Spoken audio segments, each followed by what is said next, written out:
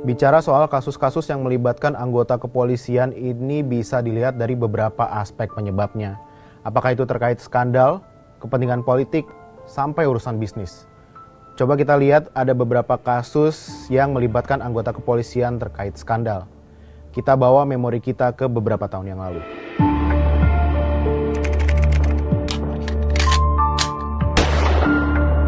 Ada yang masih ingat istilah cicak versus buaya? Istilah yang cukup populer kira-kira 13 tahun yang lalu. Ya, tepatnya pada Juli 2009. Berawal dari isi penyadapan KPK terhadap Kabareskrim Mabes Polri kala itu Komjen Susno Duaji yang dituduh terlibat pencairan dana Budi Sampurna dalam kasus Bank Senturi. Susno sendiri yang pertama kali menelurkan istilah cicak versus buaya. Ia menganalogikan KPK sebagai cicak dan Polri sebagai buaya. Saat itu sudah ada sejumlah kasus yang mencuat dan melibatkan KPK dengan Polri. Salah satunya penembakan Nasruddin Zulkarnain sepulang dari lapangan golf. Ketua KPK saat itu Antasari Azhar dijadikan tersangka. Dari balik jeruji, Antasari membuat pernyataan yang menggegerkan publik. Ia membongkar rekaman pertemuannya dengan Direktur PT Masaro Anggoro Wijoyo. Saat itu, ia menyebut ada 2 pimpinan di KPK yang menerima suap sebesar 6 miliar rupiah dari Anggoro. Nah, Anggoro sendiri adalah tersangka dalam kasus suap yang melibatkan Departemen Kehutanan. Puncak perseteruan KPK dengan Polri ini terjadi ketika Bareskrim Polri menahan 2 wakil ketua KPK, Bibit Samatrianto dan Chandra Hamzah. 2 pekan setelah Bibit dan Chandra ditahan, Presiden SBY memberikan pernyataan dan menyoroti permasalahan di ketiga lembaga penegak hukum kala itu, Polri, KPK, dan Kejaksaan Agung. SBY membentuk tim bernama Tim 8 di bawah pimpinan Adnan Buyung Nasution. Tim ini mendesak Polri untuk menonaktifkan Susno Duaji. 5 November 2009, Susno mundur dari jabatannya sebagai Kabareskrim Mabes Polri. Namun Kapolri saat itu, Bambang Hendarso Danuri, tidak menanggapi pengunduran diri Susno. Ia justru mencopot Susno dari jabatannya dan menggantikannya dengan Ito Sumardi. Susno kemudian dijadikan tersangka atas kasus pencemaran nama baik institusi Polri setelah ia membeberkan adanya dugaan maklar kasus di tubuh Polri. Nah, itu baru jilid 1. Masih ada 2 jilid lagi terkait cicak versus buaya ini. Oke, kita coba masuk ke jilid 2 ya.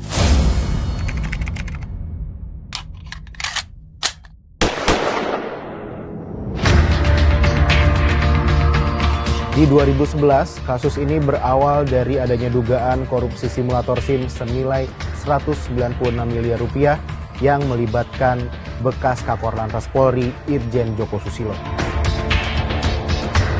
Ia kemudian ditetapkan sebagai tersangka pada 27 Juli 2012. Beberapa hari setelah penetapan tersangka, KPK melakukan penggeledahan di kantor Korlantas Polri Jakarta. Dalam penggeledahan tersebut, KPK sempat dipersulit. Barang bukti yang hendak diangkut direbut kembali untuk dibawa masuk ke kantor Korlantas. Drama penggeledahan ini seolah dibalas oleh polisi. 5 Oktober 2012, polisi mengepung gedung KPK. Di malam tepat setelah Novel Baswedan yang saat itu menjabat sebagai Ketua Satgas Penyidikan Kasus Simulator SIM Korlantas Polri menginterogasi mantan Kakor Lantas Polri Irjen Joko Susilo selama 8 jam. Novel pula yang menginisiasi penggeledahan KPK di kantor Korlantas Polri. Tuntutan polisi kepada KPK hanya satu, serahkan Novel Baswedan untuk diproses hukum terkait kasus yang menjeratnya pada 2004. Saat ia masih menjabat sebagai Kasat Reskrim Polres Bengkulu. Novel dijadikan tersangka oleh Polres Bengkulu karena diduga melakukan penganiayaan berat hingga menyebabkan tewasnya pencuri sarang burung walet. Tudingan ini pun telah dibantah Novel. Nah, gimana jilid 2-nya? Udah mulai rumit kan? Coba kita lanjut aja ya ke jilid 3.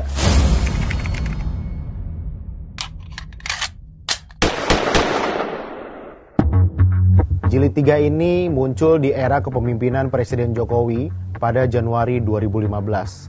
Kala itu, 3 hari setelah Jokowi menetapkan Komjen Budi Gunawan atau BG sebagai calon Kapolri, KPK juga secara resmi menetapkan BG sebagai tersangka kasus korupsi.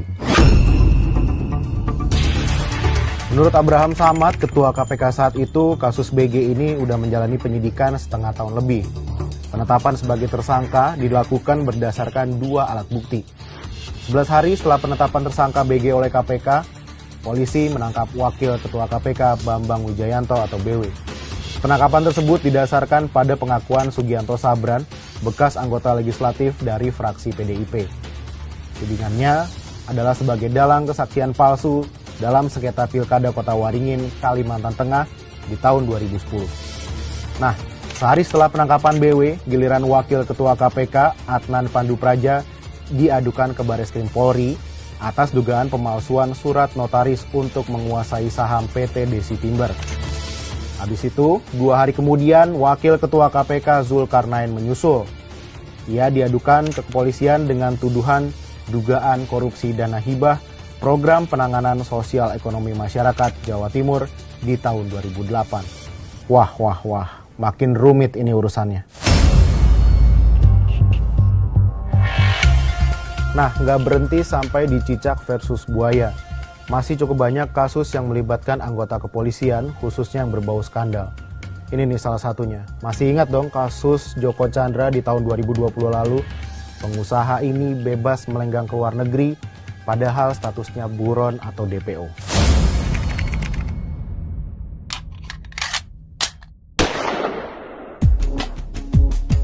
Nah, kasus hilangnya Red Notice Joko Chandra ini menyeret Kepala Divisi Hubungan Internasional Polri, Irjen Napoleon Bonaparte, Karo Korwas PPNS Bareskrim Polri, Brigjen Prastio Utomo, dan Sekretaris NCB Interpol Indonesia, Brigjen Nugroho Slamet Wibowo.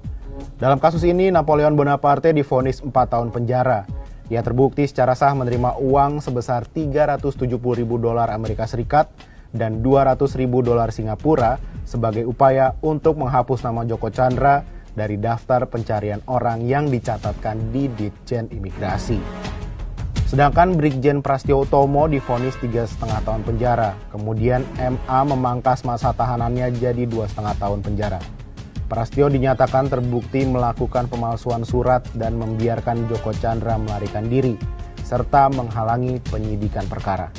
Nggak hanya itu, Prastio juga terbukti menerima suap senilai $100.000 Amerika Serikat untuk menghapus Red Notice Joko Chandra.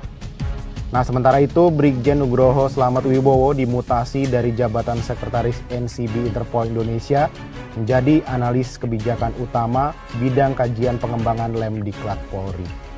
Ia terbukti menyurati Ditjen Imigrasi mengenai telah kadaluarsanya Red Notice Joko Chandra dari basis data Interpol. Inilah yang kemudian pihak imigrasi menghapus nama Joko Chandra dari sistem perlintasan.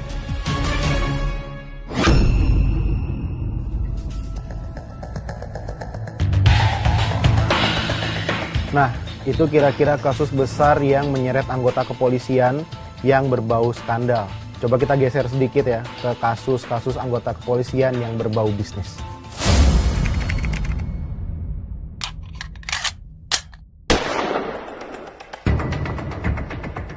4 Mei 2022, Ditreskrimsus Polda Kalimantan Utara menangkap anggota Polairut Polda Kaltara Bribtu HSB di ruang terminal keberangkatan Bandara Juwata Tarakan. Bribtu HSB ini ditangkap karena tersandung kasus kepemilikan tambang emas ilegal di Desa Sekatak Buji, Kecamatan Sekatak, Kabupaten Bulungan, Kalimantan Utara. Nggak berhenti sampai di situ. Berdasarkan hasil pengembangan, Crazy Rich ini juga terlibat kepemilikan bisnis ilegal lain seperti penjualan baju bekas dan narkoba. Kasus Bribtu HSB masih bergulir hingga kini. Nah, perkara polisi tajir bukan hanya itu. Mundur ke 2013, Aibtu Labora Sitorus cukup menyita perhatian publik karena punya rekening sebesar 1,5 triliun rupiah. Dalam proses penyelidikan, Labora ternyata terlibat dalam kegiatan penimbunan BBM dan illegal logging. Ketua Majelis Hakim Kasasi Artijo Alkostar memperberat hukuman bagi Labora jadi 15 tahun penjara dan denda 5 miliar rupiah. Labora ini memang sepertinya tipe polisi nakal ya. 17 Maret 2014 saat menjalani hukuman di LP Sorong, Labora minta izin berobat ke Rumah Sakit Angkatan Laut Sorong. Tapi sejak saat itu ia tidak pernah kembali ke penjara. Sampai 2015, Labora masih menghirup udara bebas. Upaya menjebloskan Labora kembali ke penjara baru bisa dilakukan pada 2016. Bahkan saat hendak dieksekusi pindah dari LP Sorong ke LP Cipinang, Labora sempat kabur namun akhirnya menyerah dan ditempatkan di sel khusus di LP Cipinang, Jakarta. Setahun menghirup udara bebas. Kok bisa? Gimana ya pengawasannya? Nggak mungkin dia sendirian dong. Siapa aja yang kira-kira terlibat?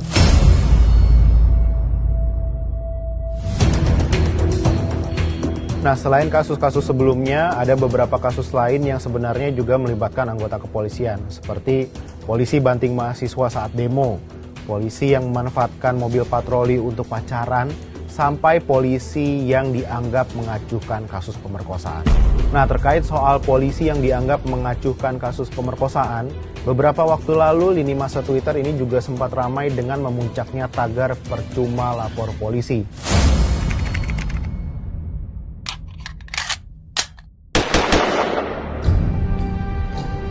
Berawal dari adanya laporan ke polisi terkait pemerkosaan 3 anak perempuan yang dilakukan oleh ayah kandungnya di Luwu Timur, Sulawesi Selatan. Namun, kasus ini seolah dihentikan dan ditutup. Nah, memuncaknya tagar percuma lapor polisi di Twitter ini merupakan ekspresi dari akumulasi kekecewaan masyarakat, sehingga ekspresi warganet tersebut harus dipandang sebagai kritik dan evaluasi yang konstruktif. Sekalipun ada oknumnya yang tidak disukai, institusi Polri tetaplah dirindukan dan dibutuhkan masyarakat. Sebagai satu-satunya institusi penegak hukum yang juga menjalankan fungsi pemerintahan di bidang pemeliharaan keamanan, ketertiban masyarakat, penegakan hukum, perlindungan, pengayoman, dan pelayanan pada masyarakat, institusi Polri perlu senantiasa dijaga marwah, citra, dan profesionalismenya. Nah, populernya tagar percuma lapor polisi yang ditandai dengan naiknya sensitivitas personel Polri dalam merespons suatu peristiwa atau kritik yang disampaikan dalam ruang kebebasan berpendapat seharusnya dapat dijawab dengan sikap profesionalisme Polri dalam menegakkan hukum. Dengan begitu, masyarakat merasa tidak lagi percuma untuk melapor ke polisi. Nah, setelah sempat melesat di angka 78,7% pada April 2021, citra Polri di hadapan publik ini menurut hasil survei Litbang Kompas terus menurun dari 77,5% di Oktober 2021 menjadi 65,7% pada Juni 2022. Kepolisian Negara Republik Indonesia masih harus berjibaku untuk memulihkan citra di masyarakat. Sempat mendapatkan apresiasi tinggi karena berbagai terobosan penilaian publik pada Korps Bayangkara hampir setahun terakhir ini terus menurun. Terpilihnya Jenderal Listio Sigit Prabowo sebagai Kapolri pada awal 2021 disambut ekspektasi publik yang tinggi. Gebrakannya melalui konsep transformasi menuju Polri yang presisi atau prediktif, responsibilitas dan transparansi berkeadilan pun berhasil meningkatkan citra Korps Bayangkara di hadapan publik. Survei Litbang Kompas merekam pada Januari 2021 citra positif Polri mencapai 71%. Capaian itu melesat ke angka 78,7% 3 bulan setelahnya, sekaligus menempatkan Polri pada peringkat kedua institusi negara dengan citra terbaik setelah TNI. Posisi yang sebelumnya tak pernah ditempati Polri karena selalu diisi oleh Komisi Pemberantasan Korupsi atau KPK. Sampai Juni 2022 posisi itu terus dipertahankan, tapi citra Polri di hadapan publik perlahan-lahan luntur. Setelah melesat ke angka 78,7% pada April 2021, citra positif Polri turun ke angka 77,5% pada Oktober 2021. Penurunan terjadi lebih tajam pada Januari 2022 yakni 74,8%, kemudian menjadi 65,7% pada Juni 2022. Sejak awal Oktober 2021, Polri jadi sorotan publik karena profesionalitasnya dalam menangani kasus-kasus pidana dipertanyakan. Pemicunya pemberitaan tentang ketidakpuasan warga terhadap laporan kasus kekerasan seksual. Warga lain beramai-ramai mengungkapkan pengalamannya saat mengurus kasus pidana di kepolisian di media sosial. Bersama dengan itu, sejumlah video yang merekam kekerasan oleh polisi, baik saat bertugas maupun terhadap polisi lain, juga viral di jagat maya. Terbaru, publik mengkritik Polri terkait anggotanya yang pernah jadi terpidana kasus korupsi AKBP Brotoseno, masih bertugas sebagai penyidik di Bareskrim Polri seusai menjalani hukuman. Meski sudah menjalani sidang etik, putusan Komisi Kode Etik Polri tidak memerintahkan untuk memecatnya. Kok bisa? Mekanisme pengawasan internal di tubuh Polri ini sepertinya harus semakin ditingkatkan dan diketatkan, supaya ketika ada anggota yang melanggar ini bisa langsung ditindak dengan tegas. Selain itu, pengawas eksternal Polri seperti Kompolnas, Komnas HAM, Ombudsman maupun Komisi 3 DPR ini juga harus mengambil peran dalam pengawasan Polri. Nah, meningkatnya pelanggaran yang dilakukan anggota Polri ini bisa dijadikan dasar untuk berbenah. Yang juga penting, selain membangun sistem pengawasan internal yang kuat, Polri diminta untuk tidak alergi dengan kritik dan koreksi dari masyarakat. Jaya terus Kepolisian Indonesia!